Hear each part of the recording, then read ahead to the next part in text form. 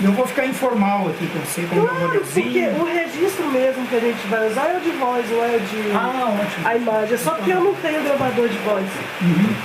Então o que a gente tem conversado, as pessoas falam, os autores que influenciaram, como que chegou nessa geografia, é isso. A gente vai mapear isso para nós. No Brasil, ou não? A gente está mapeando no Brasil, tendo o senhor, a Lívia e o Werther um pouco como os grandes professores centralizados. As pessoas todas que a gente entrevistou, no fim chegavam em vocês. Ou você ou na Lívia ou no Werther. Olha só. Mas o senhor é na Lívia. Surpreendente. Chegava. Porque o Werther é muito tímido, você já conversou com ele? Muito, ele vai pra banca também. Não, então essa eu não posso recusar. Ele se ofereceu, inclusive, fiquei muito Porque o honrado. Werther, eu gosto demais do Werther. Também gosto muito dele. Né? E, de fato, eu acho que ele tem um papel, só de ter traduzido o Darnell, né? Ter tido coragem de traduzir o Darnell. Mas o que você quer exatamente que eu fale, então, sobre aqui em Minas? Sobre... Senhor, sua vida, como é que o senhor achou essa biografia? Como é que você trouxe? Olha, uma coisa que poderia te ajudar é aquela entrevista minha, você tem ela, da GeoSul? Não tem. Eu vou arranjar pra você. Mas eu devo conseguir entrar na internet. Mas GeoSul é Santa Catarina. Santa Catarina. Tá. Você vai achar que tem uma sequência, eu estou muito bem acompanhado lá, viu? Até fiquei muito honrado deles. Porque tem o Carlos Augusto, tem esses grandes nomes estão lá, né? Nessas entrevistas, sabe? Tem alguns anos, foi na reunião da Ampeg Fortaleza que eu fiz a entrevista para ele. E lá tem muitos. Essa entrevista eu acho que te ajuda muito. Tá, porque lá tem toda a minha trajetória, inclusive tanto como eu descubro a geografia, quanto eu descubro a geografia humanista.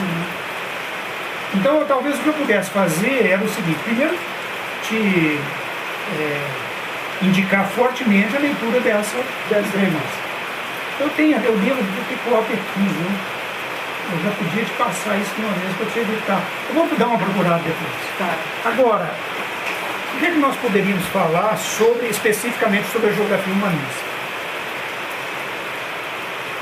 Para efeito para você ter uma coisa mais esquematizada, o que eu vou te dizer? Eu vou te dizer que há uma caminhada que é mais longa em direção à geografia humanista e uma caminhada que é mais curta. As duas eu fiz. A caminhada que é mais longa, ela começa pela minha própria formação, porque eu, por várias razões, uma parte grande da minha formação se deve aos franceses, né? E isso se deve por razões que são ligadas à minha ida à França, mas muito antes de eu ir à França, tem 3 acontecimentos aí que eu tenho que relatar para você. Um deles foi que eu era adolescente, eu tinha 15 anos, eu acompanhava muito meu pai nas férias, meu pai era negociante de gado e viajava por Minas Gerais comprando gado e agrupando em alguns lugares, porque eles chamavam de invernadas. O gado era engordado e era vendido num frigorífico. E eu participava muito com meu pai da primeira fase, que era a fase de compra do gado. Então, e do transporte também, às vezes. Eu ia com ele nas férias, só durante as férias. E quando eu tinha 15 anos, meu pai saiu do Alto Paranaíba, do Triângulo Mineiro, que era a região que ele mais fazia negócios, e falou comigo um dia: Oswaldo, você quer ir lá comigo na Serra do Cipó? Que agora eu tenho sociedade com um fazendeiro daqui que tem uma fazenda lá. E eu estou comprando gado lá em volta para levar para essa fazenda. Chamava Fazenda da Fortuna, que é um lugarejo que tem na Serra do Cipó. É um distrito. Eu não sei de qual município, não sei se é de Santana do Riacho. Pode ser até que já seja hoje município. Na época, isso eu tinha 15 anos. Estou falando dos anos de 1959, 1960. E nessas férias de 59 para 60, exatamente quando eu tinha 15 anos, eu passei uma parte viajando com meu pai e uma parte na fazenda. E um dia meu pai apareceu lá com uma pessoa que eu vi que não era brasileiro, era um francês, chamado Pierre Lafontaine, que é um nome fácil de guardar, né? Pierre Lafontaine. E esse francês ficou amigo do meu pai e era uma pessoa que tinha se refugiado lá por causa da guerra. Nossa. Tinha se refugiado na Serra do Cipó porque ele fugiu da França ocupada e falou que queria um lugar longe da Europa. E foi para lá. É uma pessoa muito culta, da idade do meu pai, até fisicamente se parecia um pouco com meu pai. E esse senhor me adotou, assim, muito. É uma pessoa bem mais velha e me ensinou a única trigonometria que eu conheço, ele me ensinou. Me deu a primeira revista francesa, que é o Paris Match, que é uma daquelas preto e branco, ainda não tinha nada colorido. Fiquei encantado com a revista. A única revista que eu conhecia era o Cruzeiro, que era a revista brasileira. E conversou muito comigo sobre a França. Inclusive, tem um episódio que é difícil de explicar racionalmente, porque ele me falou assim, mais ou menos literalmente, falou assim: se algum dia você for à França, isso não tinha a menor ideia que se eu ia algum dia estudar na França. E se algum dia você for à França, você não deixe de ir a Bordeaux, que é a cidade da minha família. Falou assim, lá você pergunte pela família Lafontaine. Nós perdemos o contato, depois eu tive um breve contato com ele um dia na rodoviária em Belo Horizonte. Logo depois ele morreu num acidente de carro, aqui no Brasil. Ele era topógrafo, ganhava vida medindo fazendas, etc. Morreu perto de Luz, na rodovia 262. Ele foi atravessar com um carro meio velho, veio uma carreta e passou por cima, e o Pierre... eu nem assisti o enterro dele, porque eu só fiquei sabendo muito tempo depois da morte dele. Mas eu achei muito interessante, porque ele me estimulou a aprender o francês, me ensinou alguma coisa, né? Assim, elementar, bonjour, como é que é, tal, comment ça va, essas coisas ele que me ensinou. Isso eu tinha 15 anos. Eu considero a primeira influência, assim, realmente importante para a minha formação, né? Quer dizer, aquilo ficou no subconsciente. Depois eu fiz uma carreira, comecei a fazer direito, atendendo meus familiares, tinha muita gente no direito. E eu fui até o 3º ano. Aí era a época dos militares, e o direito não tinha muito... O direito mesmo, no sentido filosófico, não tinha tanto valor assim. Eu já fui me conscientizando que eu estava lá para atender não o meu desejo, mas o desejo da minha família. Eu falei, eu acho que esse é o momento de eu mudar para a geografia. Isso foi em 1969. Não, falando errado. 1965. Em 65 eu largo o direito. Na verdade, passando de 65 para 66. Em 66 que eu tomei a decisão. 1966. Vou fazer geografia e larguei o direito definitivamente, comecei um ritmo de trabalho, mais ou menos de 5 a 10 horas de estudo de geografia por dia, preparando o vestibular. E fiz o vestibular, nessa época já junto com a minha noiva, que seria minha esposa depois, também fez o vestibular. E a minha vontade foi tanta de fazer geografia que eu passei em primeiro lugar no vestibular de geografia. O preparo foi assim, como se fosse a última coisa na vida que eu ia fazer, né? Porque também, de fato, em termos profissionais era mesmo, acabou sendo, né? E aí o que acontece, que é a segunda coisa importante. Eu conheço e tenho professores franceses, porque a UFMG tinha um convênio com a França, com o Ministério de Relações Exteriores da França, de ter professores dando aula aqui em francês, de geografia. Eu não sei se esse convênio era só para geografia. Sei que o UFMG tinha um convênio de professores franceses, e aí eu tive 2 professores, não quero de modo algum dizer Bom, acho que você tem que interromper Pode um ficar à pouquinho, vontade. porque isso aqui é da família, só um minutinho. Por favor. É a Beth. Alô? Que eu até quero mencionar o nome deles, porque são professores que tiveram uma influência muito grande. Foi o professor Yves Gervais, escreve-se Yves, né? Uhum. Yves Gervais, que você já deve saber de coisa que ele escreveu e tudo. E o professor Raymond, com Y, Raymond, né? Com D no fim, Raymond Pebelle, escreve Pebaile, P-E-B-A-Y-L-E, Pebaile, Raymond Pebelle. Esses dois professores, eles não somente eles foram responsáveis por uma grande parte da minha formação, mas também foram responsáveis pela minha ida para a França, principalmente o Gervais, para a ida. Agora, coincidência maior, quando eu vou para a França, o Pebelle tinha voltado para a França e estava em Bordeaux. Ele foi uma espécie de co-orientador, eu falava português, conhecia Minas Gerais, foi fundamental para mim lá, né? Então são pessoas que tiveram uma influência muito grande.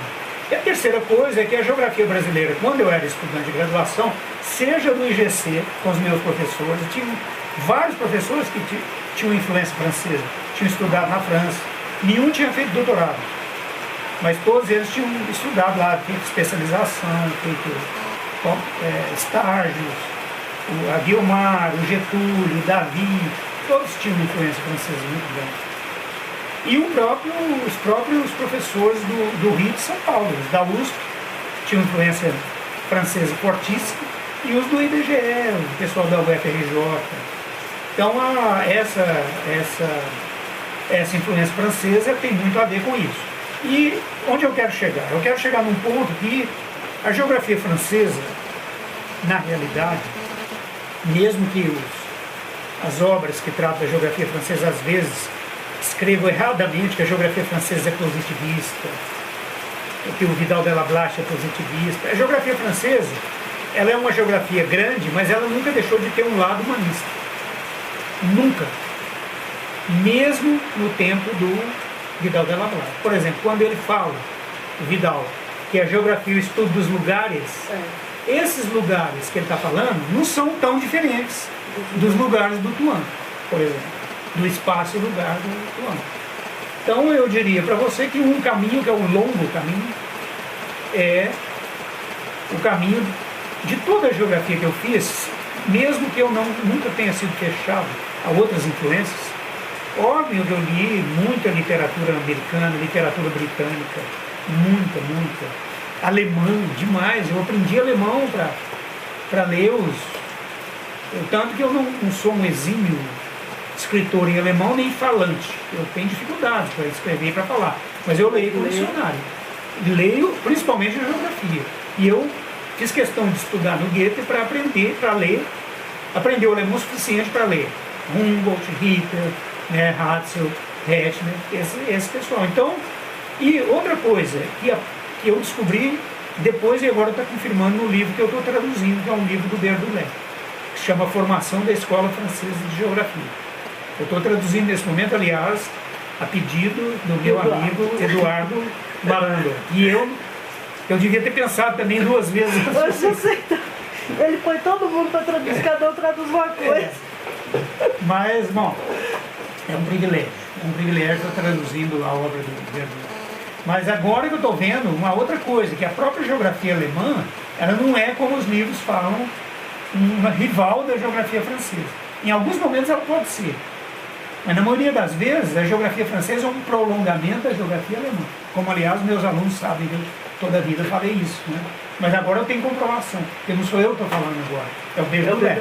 O livro do Berdolet está claro que a geografia francesa é, em grande parte, um prolongamento da geografia alemã. Ela é, de um lado, uma resposta a um desafio da geografia alemã, mas ela é, de outro lado, um prolongamento da geografia alemã. Como é que vai, meu caro Érico? Você está com a roupa esportiva aí? Aproveitando. Te apresenta a Letícia, para quem eu estou dando uma entrevista. Você não atrapalha. Não tem problema nenhum. Letícia é ex-aluna nossa, fazendo doutorado lá em São Paulo com o Marando, Lívia. tá? Gente boa, posso te falar. O Érico também é gente boa. Mas, então, tem esse caminho que é mais longo. Agora, já que você está, né, durante a minha tese também na França, o meu orientador sempre me falou uma coisa, que isso eu estou falando do começo dos anos 70, que pouca gente falava em geografia humanista naquela época, mas eu me lembro do meu orientador falando, escute as pessoas e, literalmente, as percepções das pessoas. Ele falava comigo. Tanto que eu tive que passar, depois que eu fui à França, tive que passar 6 meses em Formiga, na região, para conversar com as pessoas. Vamos dizer então que esse é o caminho longo.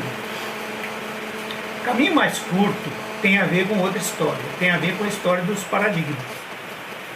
Porque quando eu voltei da França, estou me referindo aí ao ano de 74, primeiro convite que eu recebi para dar aula, eu já estava me transferindo do Colégio Técnico para o IGC, porque eu comecei na UFMG, no Colégio Técnico, no Politécnico, e aí, quando eu fui dar aula no IGC, eles me ofereceram 2 disciplinas, que nunca tinha havido professor específico delas lá, que era Geografia Urbana e Teoria da Geografia, ou Epistemologia da Geografia. E eu me lembro que eu fiquei muito assustado, eu tinha 30 anos, né, de pegar pela primeira vez essas disciplinas aqui, e que eu chamo de caminho curto, que é o seguinte, porque 74 foi a primeira vez que eu dei aula de epistemologia da geografia, havia um grande debate sobre os paradigmas da geografia. Por quê? Em 74 você já tinha tido a revolução quantitativa e teorética, 74 você já tinha tido a crítica marxista, e também começava muito uma crítica mais tímida dos humanistas, também, tanto aos quantitativos e teoréticos quanto aos marxistas. E então eu cheguei no momento que havia uma guerra triangular, que seria o Huntington chama aqui choque de civilizações. Eu pediria licença a ele para usar o termo dele e falar choque de paradigmas. Eu comecei a trabalhar com a epistemologia da geografia no momento de choque dos paradigmas. E tanto mais importante para mim, porque eu vinha de um paradigma que eu considerava um paradigma muito sólido. E posso te falar hoje, aliás, isso está num texto que eu estou escrevendo que não foi publicado ainda,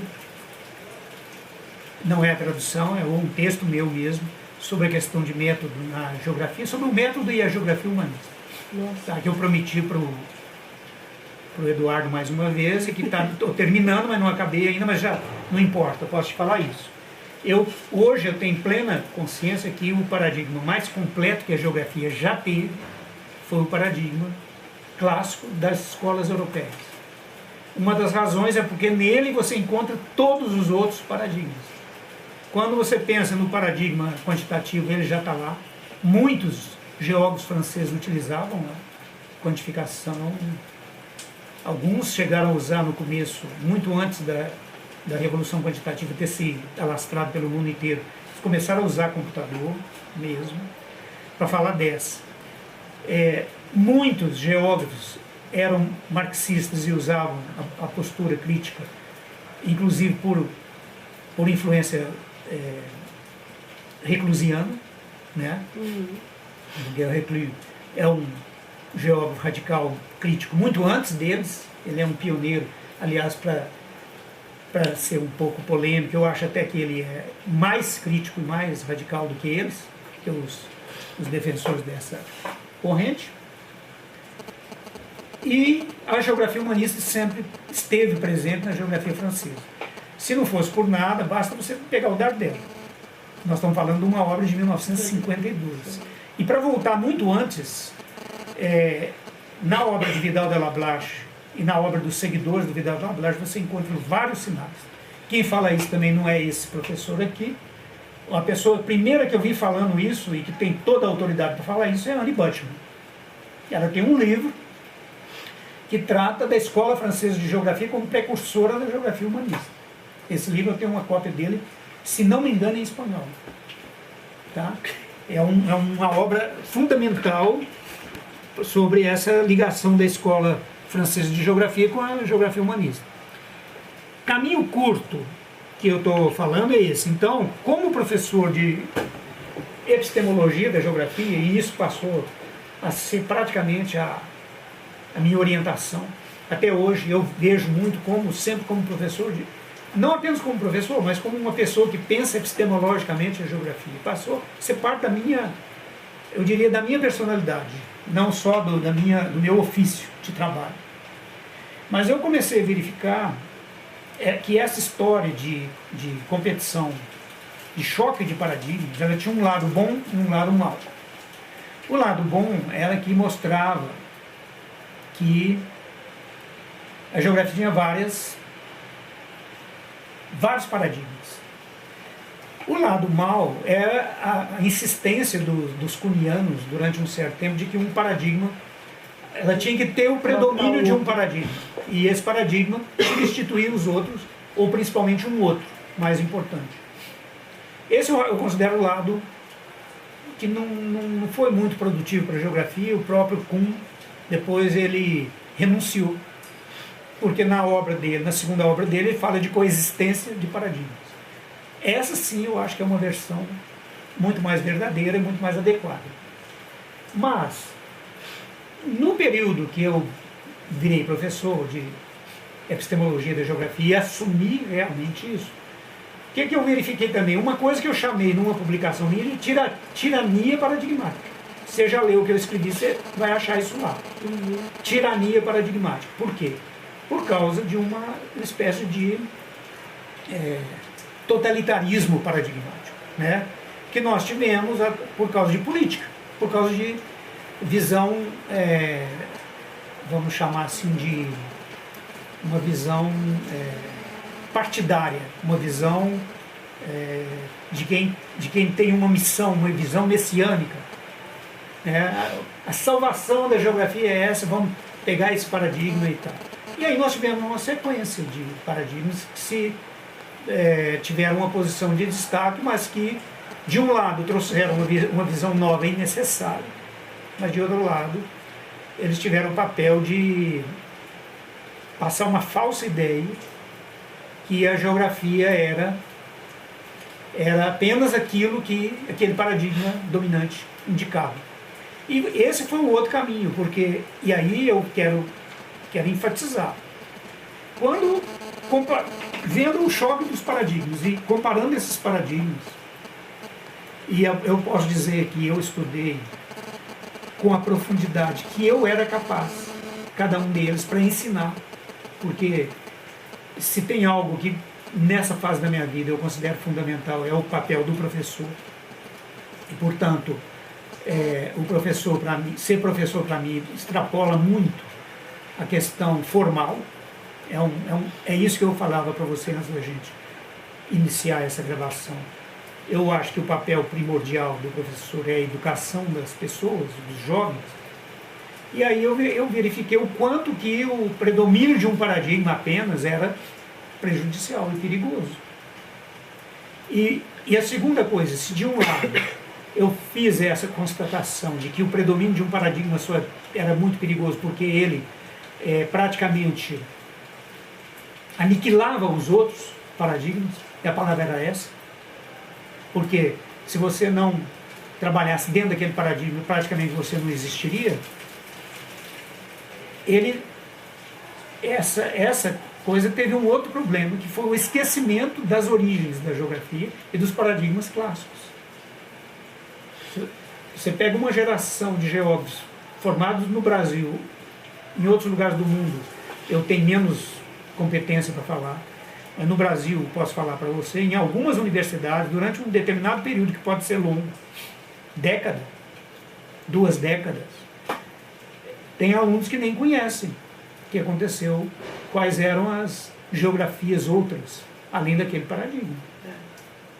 Então isso me preocupou demais, e nesse caminho curto, o que me chamou muita atenção é que a geografia humanista, nem sei se nós podemos chamar de paradigma, Tem muita gente que defende a geografia humanista que não quer que ela seja considerada um paradigma. Primeira coisa. Segundo, a geografia humanista é a menos presa a dogmas metodológicos e teóricos.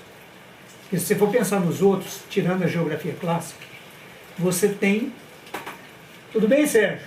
Nós conversamos ainda e eu preciso falar com você. Tá ok, estou 10 minutos adiantado ainda. Tá bom.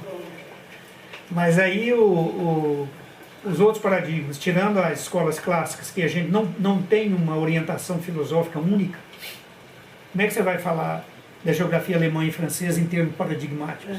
Né? O que nós podemos dizer é que é uma geografia que tem essa geografia francesa e alemã, nós podemos dizer que é uma geografia que tem uma base múltipla filosófica, né? Isso que nós podemos falar. E a geografia humanista, e aí eu acho que talvez seja o mais importante que eu vou falar. Para mim, a geografia humanista, primeiro que ela própria não é uniparadigmática dentro dela. Mesmo que muitos geógrafos que seguem muito a geografia humanista tentem dizer, por exemplo, que a fenomenologia é a orientação paradigmática mais importante, e talvez seja, mas se uma pessoa trabalhar com o existencialismo na geografia humanista é perfeitamente possível. Se a pessoa trabalhar com anarquia, com a filosofia anarquista, é perfeitamente possível. Se a pessoa trabalhar com arte, só com arte, é perfeitamente possível. Então, que conclusões que a gente chega? Primeiro, ela é a mais plural das abordagens geográficas.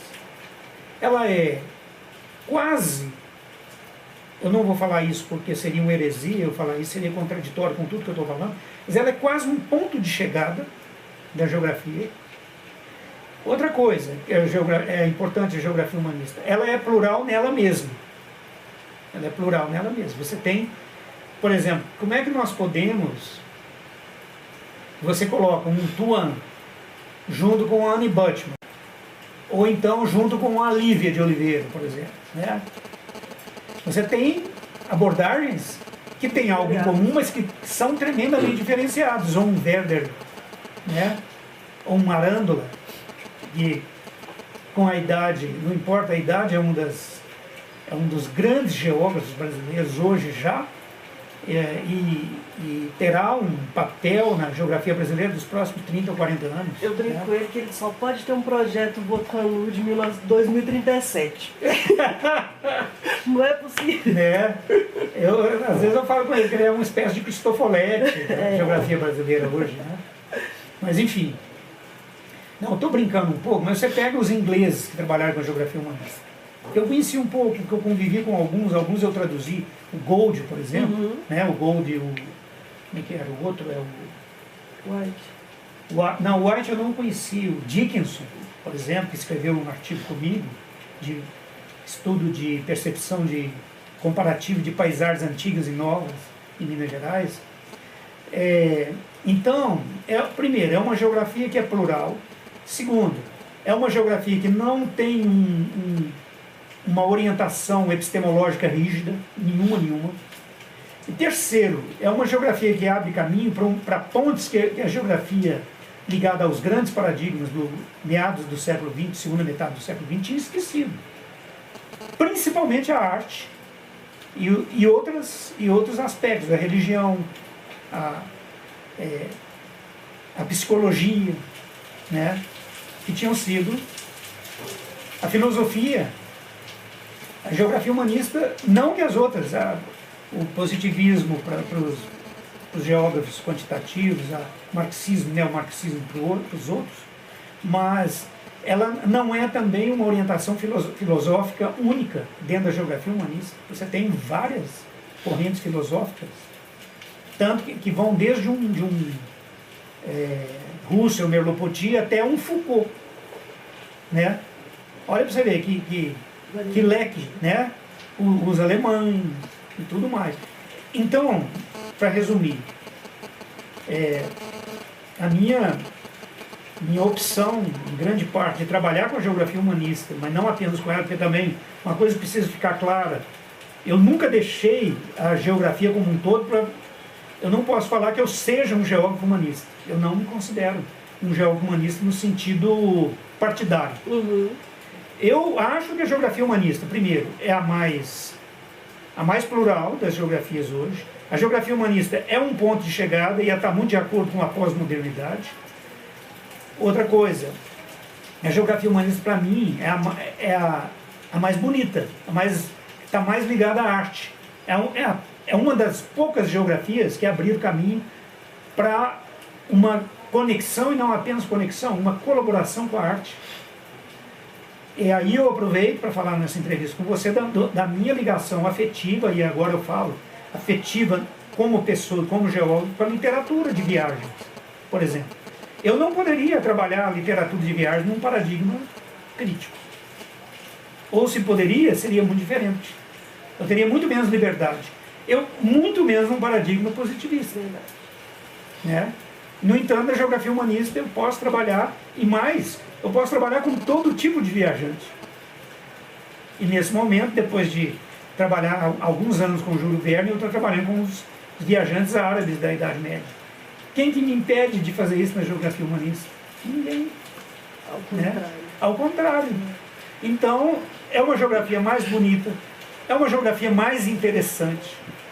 E por último, é uma geografia que está muito mais na escala dos homens do que qualquer outra geografia anterior. Talvez, como diz a Annie Buttimer, talvez a que tivesse mais próxima dessa seria a geografia francesa e alemã, principalmente a francesa, na sua origem mais verdadeira. Uma geografia que não seguia sistemas filosóficos rígidos, em que a percepção era importante, tanto o testemunho do viajante era importante, quanto o cientista que ia medir. Então, eu tendo uma ligação muito forte com a escola francesa, e já vendo um lado humanista na escola francesa, para mim era muito fácil depois adotar a geografia humanista. Ela é a última fronteira atual, como diz um dos precursores, né? A terra incógnita da cabeça, que está dentro da cabeça, não tem dúvida nenhuma. Que ela é a última etapa da geografia, eu acho que não. Mas o mundo vai continuar evoluindo e outras geografias virão. Eu traduzi esse artigo para Geograficidade, a próxima edição. Aí. Eduardo, me posso fazer isso? Está vendo? Qual deles? É o do Wright. Wright, pois é, exatamente. De 46. Você só lembra de algum autor que te fisgou? Olha, a geografia francesa como um todo, ela tem muito a ver com a minha opção depois pela geografia humanista. Mas, você quer ver, o Dardel, eu li o Dardel muito cedo. Eu tenho uma cópia xerox antiquíssima do Dardel. Eu acho que ele teve um papel muito significativo. O Tuan, sem dúvida nenhuma, tanto com a tradução da Lívia, quanto com outras obras que não foram traduzidas. Tem artigos do Tuan antigos que são muito interessantes. Tem um autor americano que foi presidente da Associação de Geólogos Americanos, que escreveu um artigo sobre a geografia regional, em que os aspectos humanísticos estão lá. E a geografia regional, ela tem um lugar para a geografia humanista, que é muito significativo isso aí. Alguns autores ingleses, por exemplo, autores como, por exemplo, aqueles de um grupo inglês que o Peter Gould fazia, Peter Gould e outros, né, o Gould também, o próprio Dickinson, teria que fazer um esforço de memória aqui. O Pocock, por exemplo, eu gostei demais quando eu descobri o Pocock, há uns 25 anos ou 30 anos atrás. De modo que eu não me fixaria num autor que eu pudesse seguir, mas num conjunto de autores, sem dúvida nenhuma. E no Brasil, o papel da Lívia é inegável, mas eu citaria outras pessoas junto com ela. Por exemplo, alguns que foram orientandos dela, que eu cito sempre, o Linneu Blay, lá de Curitiba, e a Lucy Marion. A tese dele é maravilhosa. Os dois que eu tive o prazer de participar da banca, a convite da Lívia, né? Ele para mim, eles são pioneiros aqui no Brasil, sem dúvida nenhuma. De modo que E o desafio do senhor fazer aquele curso de especialização aqui, ele marcou uma geração aqui. Ele foi também foi muito... E aquele curso teve muitos obstáculos, você sabe? Imagina. Ele é um curso que começou em 86, 87. 87 eu tenho certeza. 86 eu acho que já estava também. Aquele curso resultou muito em contato meu com... um geógrafo que eu não posso deixar de falar dele também é o próprio professor Gervaise. Esse francês que eu quero mencionar, porque não somente ele teve influência, não somente na minha opção pela escola francesa, na minha ida para a França, como também ele foi a primeira pessoa que falou um espaço percebido, que eu vi falar, Yves Gervaise. Ele escreveu um artigo pioneiríssimo na década de 70, que eu não estou me lembrando aqui o ano exato que ele escreveu esse artigo. Foi pioneiro aqui no Brasil esse artigo dele. Foi das primeiras coisas que foram escritas. E aquele curso da especialização no IGC, que antecedeu a criação do mestrado lá, o mestrado foi criado paralelamente quase. Em parte antecedeu, em parte paralelo. Teve também, nessa época eu tive não posso deixar de falar da influência dos ingleses, esse que eu estou falando. Esse grupo tinha um em Oxford. Era um grupo que que tinha um papel muito importante. Eu traduzi trabalhos dele sobre a geografia da percepção, que inclusive era um termo que a Lívia não aceitava. Né? E não é um termo meu, é um termo deles, dos ingleses. E não é só dos ingleses, os franceses também usam esse termo. Mesmo que ela tenha razão, é um termo que as pessoas usam independentemente dela ter razão ou não. As pessoas usam, né? E não é gente qualquer, é pessoas com autoridade na pesquisa geográfica, né? E o grupo que compôs esse primeiro curso, todos esses nomes que eu falei aí, brasileiros, a Lívia, a Lucy, o Carlos Augusto, que mesmo não sendo um geógrafo declaradamente humanista, teve uma influência também muito grande, o Carlos Augusto Monteiro. Seria injusto não lembrar o nome dele. E depois, aqui em Minas, na verdade, eu acho que a cultura dos mineiros, o jeito dos mineiros, ela é muito favorável à geografia humanista. E não tão favorável às outras correntes da geografia. Isso tudo explica um pouco o fato de eu ter trabalhado aqui, né, nisso aí. Agora, houve problemas no caso do curso nosso de percepção, porque era percepção do espaço urbano. O primeiro obstáculo foi um obstáculo institucional. O diretor da Escola de Arquitetura era membro do Conselho Universitário, que ia aprovar o curso, e falou que espaço urbano é privilégio legal dos arquitetos. Então eu tive que mudar o nome. Mas não mudei o curso, né? O curso continuou o mesmo, só que eu chamei de... Como é que eu chamei? De estudos perceptivos em geografia, uma coisa assim. E convidei uns professores da arquitetura por isso também. Uma estratégia também. E, aliás, eles acabaram tendo um papel importante. Uma delas é a Stael. Stael que acabou publicando muita coisa em percepção. Me ajudou na tradução dos ingleses. Uhum. Depois fez uma tese lá na Escola de Arquitetura da USP. Como é que ela chama? Ela tem um nome diferente. Uma hora você olha lá, porque eu não estou me lembrando. Isso. Exatamente. E eu fui da banca dela lá, depois, a Stael, que era da Escola de Arquitetura aqui. Esse foi o primeiro obstáculo de ordem institucional. E depois nós tivemos problemas porque havia geógrafos de outros paradigmas que viam com muito maus olhos esse tipo de curso. Que não ajudaram em nada, lá dentro do próprio Instituto de Geociências, alguns colocaram dificuldades, mesmo assim o programa se desenvolveu, só deixou de existir porque eu me aposentei na UFMG, senão esse programa de especialização continuaria. E outra coisa, o mestrado lá, que eu estive muito envolvido na criação e depois fui o primeiro coordenador dele, mestrado, ele tinha como linha de pesquisa desde o começo a geografia humanista. Tanto que as minhas 3 primeiras orientações, que foram as primeiras orientações que eu fiz, todas as 3 eram de geografia humanista. Eu me lembro até hoje.